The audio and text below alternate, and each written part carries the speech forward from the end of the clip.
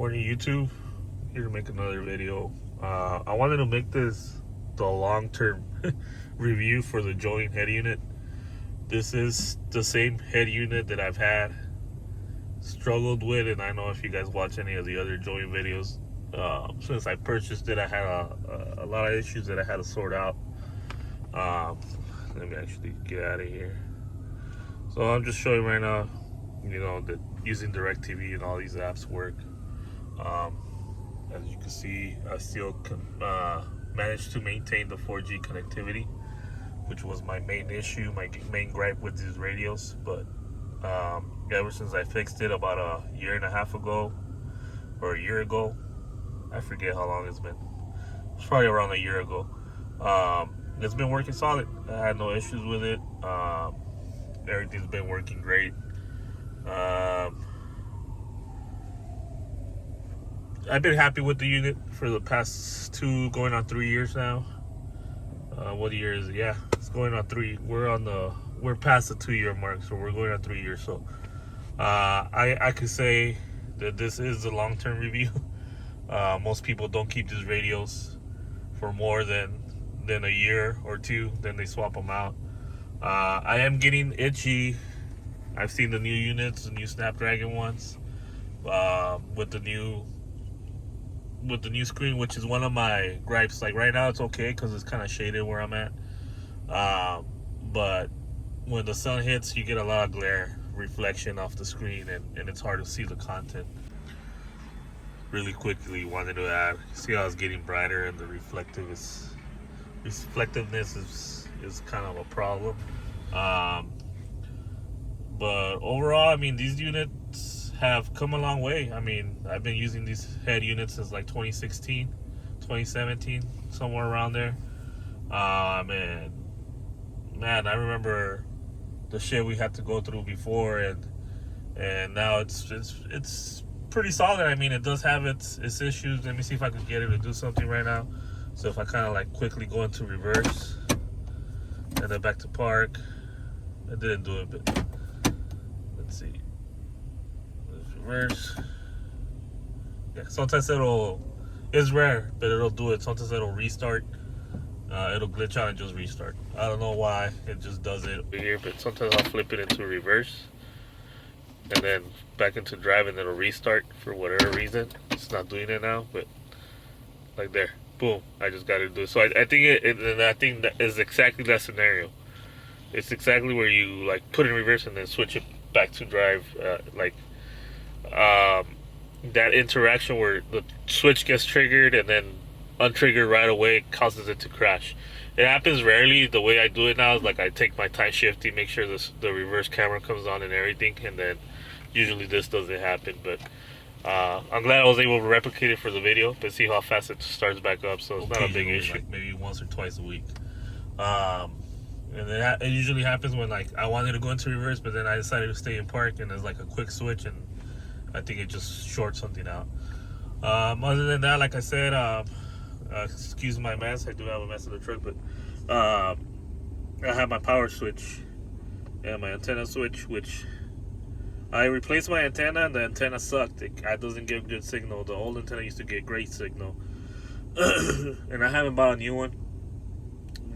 I just let it be since I hardly ever use the radio. But this is for my antenna. Let me show you again. So I'm gonna flick it. There it goes, power antenna, and then I flick it off, and it goes back down. So that's for the antenna, and I'll go ahead and demonstrate this one. This is for like when the radio. This one is wired to the 12-volt constant of the radio. So whenever I switch it off, it cuts off power to the radio. And then switch it back on, and it'll restart.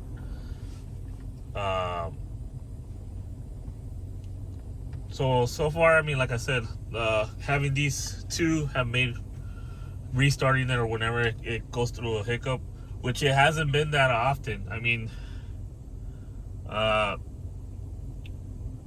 trying to like think about a lot of points that I want to make. This is gonna be a long video, probably like around 10 or 15 minutes, but yeah, like it hasn't done it as often as my old units used to do it. Those used to crash all the time. You'd be playing music and they just freeze and nothing would work. and then it just stopped playing and then start skipping the song. And then you would have to look for the reset button, which was a little thing you had to poke. So ever since those experiences, I realized, hey, having a kill switch that's easily accessible to shut the power off and on to just restart it, it's a no-brainer for these units. And like, given it, like, I think for my use this last month, I might have had to restart it maybe once or twice. So it's not even that often I need to use it, but it does happen here and there, Other than that, I mean, this unit has been great compared to my other units. Obviously I didn't do videos on the other units, but those were horrible. They have come a long way. Are they there yet? No. Obviously, it still crashes, still has little hiccups here and there, but there's phones that you buy that still have hiccups and still have issues, and sometimes freeze and you need to restart them. It's just the nature of the system. It just overloads. That being said, there's little issues here and there, but it's all getting to know your radio. So like for me, one of the issues is, and I don't know if I want to put it because it might show some of my personal addresses. So I'll put it down and see if I could see if it doesn't have my home address. It does. I'll see if I could blur it. But technically, like when I click on there, the keyboard won't pop up. As you can see, no keyboard is up. So what ends up happening is I need to click it again, hold it until the paste or copy comes up. Then once that pops up, you click on the search bar again, and then the keyboard will come up. So that's like a little glitch, It kind of sucks, but you get used to it with time, and you learn to go around it or get over it. For me, I've learned to deal with it and know how to use it. I also save places that I go to often. That way I could just click on them. But a lot of my work consists of searching up addresses. So I do have to use it, but like I said, I got used to it. Now, explain that to my wife. When she's using it, she hates it, But it's all the frequency of which you use your vehicle is how familiar you become with it. Other things is sometimes this shit resets, and then these things get cleared. So your choices that are here tend to go clear again, and you have to add them like maybe once or twice a month, but whatever, I can live with that. It's not that hard to add them. And I'm trying to think of anything else besides the reverse crashing, that with the maps. I mean, the gripes my gripes with this radio are very, very small for what I use it for. Like I don't know if you see my videos, I added a full audio system to this using the coaxial out, and I mean, it's still been working great. I have no issues with it. It sounds great. A lot of that has to do probably with the components I put in, but whatever, it does good enough for what I need and for what I've had in the past. And yeah, I mean, functionality wise, I mean, this is like technically an Android tablet right here on your dash. With the 4G connectivity, I mean, for me, like right now, I'm waiting at this job site. The crew didn't show up. They might be here later, so now I gotta sit and wait. I got another inspection a couple miles down, and whenever I'm driving, I'll put in like a podcast or something and start playing, or I'll listen to some music or put a video. Right now that I'm waiting, I sometimes just watch videos, and see what happens, but kill some time until these guys get here. Sometimes I want to watch shows. I have my streaming services on deck, and I mean, they work pretty good. I mean, is it fast? No, it's not as fast as like the latest tablets. Obviously, it's an older chip, but it gets the job done, and yeah, like I said, I have no complaints about it. I don't know if I want to play this, as I might get copyright if it's plays for too long, but it does play. Right now they're talking. You can see it. That's live TV technically right now. So it's pretty cool. You get all those perks. I don't really listen to the radio. Signal is great. It's just my antenna, so it's not nothing to do with the radio. It's with the equipment I have, because the factory antenna was good, but I left it up one time going through the car wash. I forgot to put it down and it broke. So I replaced it with a cheap one, and obviously it showed. It catches signal like halfway up, and once it fully extends, it loses signal. So if I push it down, it plays good, and then so it's an antenna, But whatever, that's a story for a different day. But that's radio if you use it. I mean, it works. You get me? It's just like staticky. Um, but yeah, I usually don't even listen to it. I go through Amazon Music, and you can install your apps, web browser, Netflix and stuff like that. You have to sideload. I might have Disney on here. I don't even have Disney on here anymore. Uh, I usually don't watch that. It's usually live stuff. I do have this app, which I do pay for. And it's pretty solid. It's also like a radio streaming, so it has all your local stations and a lot of other stations. Um, I'm not logged in, I guess, right now. Well, I might be. I don't know. I haven't used it in a while either, but I do use it occasionally to listen to some whenever there's like game sports. That's a lot of oops, I don't want to select that one next. So it has a lot of like the local radios, station, all everything around, and it's all streaming online, so you can listen through it. It's technically streaming radio online, you know. Um, but I would have to sign in. I think I'm not logged in yet. I'm not logged in right now, but I do have an account for it. It's about $3 a month, and you know you get to listen to all this stuff. Or I think they sometimes has a special of $29.99 for the year, which I mean it's not bad. I mean I waste $30 on stupid stuff sometimes, so it's not too bad. And that's my radio solution for when I don't have signal for a station that I want to listen to. Sometimes I don't know. Sometimes I want to listen to morning shows or whatever. That's what I use that for. Split screening, that also works flawlessly. The only thing that I hate is when I put it in the vehicle in reverse. Sometimes, like I'll get to a destination and I'll be using maps and playing something on the back on the other side. I'll put it into reverse and then it'll clear both of them, and then I have to go back and relaunch it, which isn't too hard. For example, let's go into that and try to run it. So let's get YouTube on this side, and then say I wanted to have a lot of YouTube. So if I wanted to have DirecTV, see, it'll split screen and I could watch. Obviously, that's gonna restart right now because I closed it. But it'll run both, so you could run this side, some of the subscriptions that I have, and then watch the show on the other side. So I mean, it works. It's solid. I usually use it with maps when I'm going somewhere and listening to something in the background. So all that stuff is possible. I don't know. You see, there's like a little look. We got like a little gimmicky sound. I don't know why this didn't clear out, but there you go. See, it kind of just need to restart another app and it clears out. But yeah, I mean, overall, 2 years happy. I did replace the antenna for GPS and navigation and 4G. It's all integrated into one antenna. I know my dash is dusty. I need to go take my car to wash, really, or do it myself. I don't know. And that one has GPS and 4G connectivity all built into that one hub, and I have it right there, all right above the dash, and coming out of there. I mean, it's not the cleanest setup, but I like it. It gets good signal.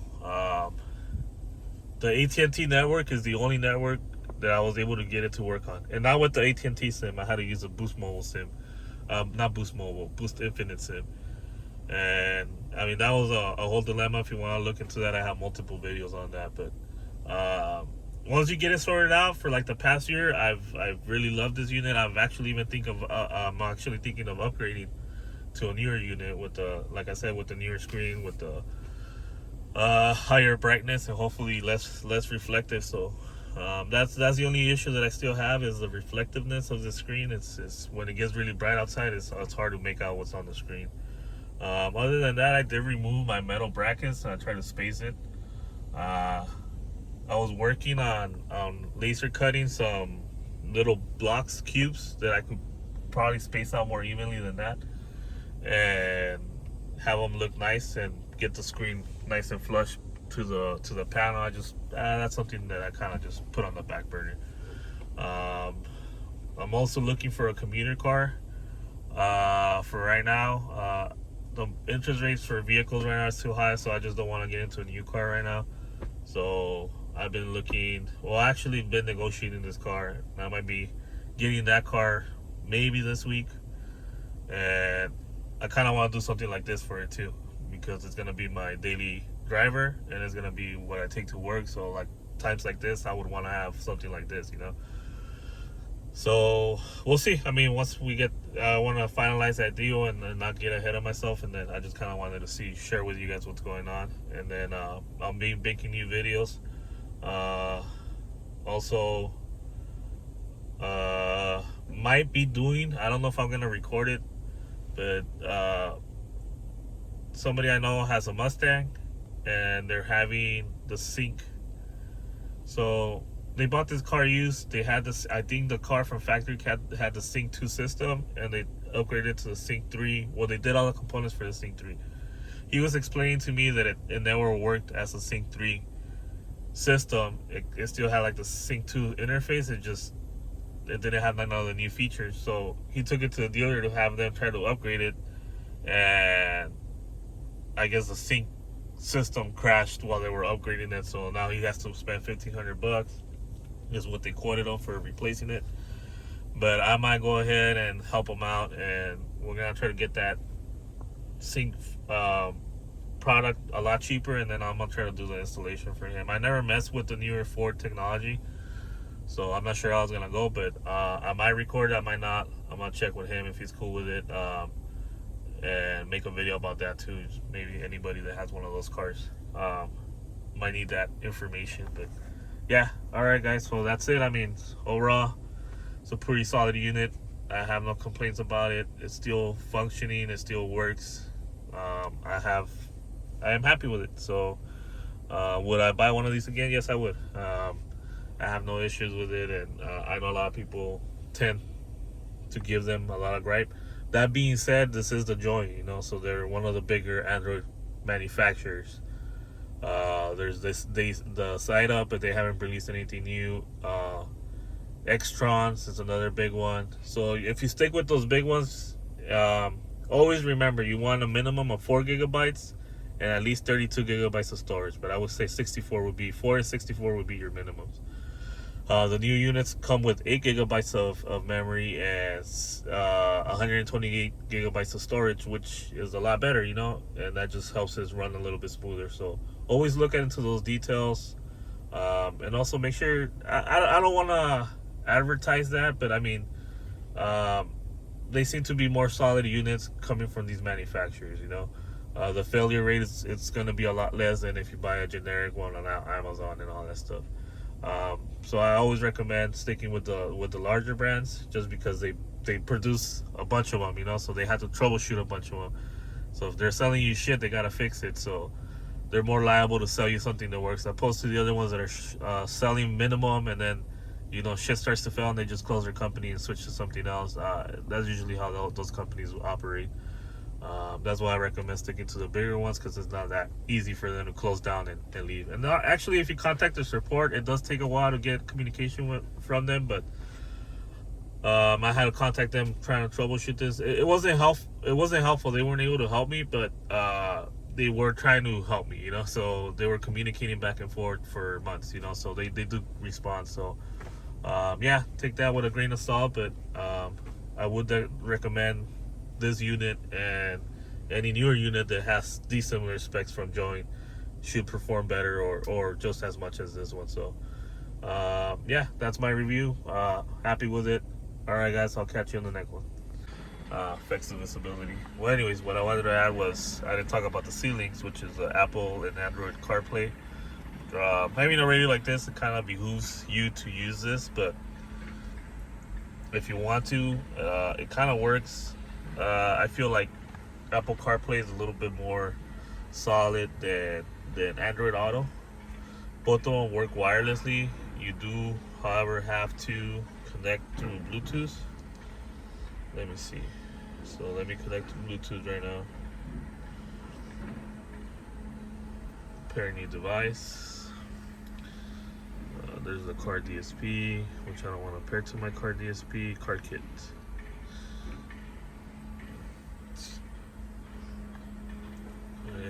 I think the password is, I forget. 1 2 3 4. Let's try 1 2 3 4. Okay, it wasn't 123.0.0.0.0. Okay, so now I'm connected to my Android phone, and it should launch Android Auto. See, there it is. So once you connect to the radio Bluetooth and you open the settings, it launches Android Auto. And there it is. Um, the layout's a little bit different, but I mean it works just the same. There it is. Go into dark mode. Other addresses I've been to. Music that's not playing right now, but let's see. Apple CarPlay is a little bit more complicated. I'm gonna see if I can test run it right now. I'll do a cut and run that one. But you see how it's technically not connecting right now to the audio portion of it for whatever reason. Let's try Waze. Let's try launching another app. So that one's working. Phone app is working. Oops, that's a number. I don't even know whose it is, so I don't really care that it's there. Let's try to launch this again. YouTube Music is not launching for whatever reason. But yeah, I mean, like, it has its little glitches here and there. I've noticed that when I did use it back in the day before I had the 4G connectivity on the radio, that Apple CarPlay was a little bit more solid. That was about it. Let me try restarting this apps. Oh, there you go. See? Finally started playing. Oops, let me mute that. We can go home. So yeah, I mean, you have limited access from here. That's why I like using the web version better, which is the Android. I mean, like right here, you got, like I said, it's very limited as opposed to coming over here, which is the Android version. This is the full app. You get the full app functionality. You can start radio, you can start search, you can do anything, you know. So hence why I'm saying, you know, if you get the 4G connectivity, you could bypass that. So let me cut it here and try to go over Apple CarPlay really quick, and then I'll plug back in. All right, so I'm recording with the Android now, saying that my device is hot, probably because it was charging. So hopefully it doesn't mess up with the video quality too much. So you see how the glare, as brighter as it's getting, the more glare the issue is becoming an issue. So anyways, let me go to my iPhone settings, Bluetooth on. Let's see if I can pair this. So I'm looking over here. I'm gonna try to pair to the radio really quick right now. Okay, there it is. 0000 pair. So I'm pairing just to the radio's Bluetooth. Now I'm connected. You see how it says right here, connected. If I go to Bluetooth, it's gonna have the iPhone connected. So I'm gonna probably blur that out. Now let's go to settings. What's different here is now I'm gonna have to look for settings on here, or maybe not. Maybe change. There you go. Do not connect Bluetooth during CarPlay. Okay, so whatever. There it is. That's CarPlay. If I go here or here, so both of them work wirelessly. None of them are wired right now, even though it said connection unsuccessful for whatever reason. Let's give it a try.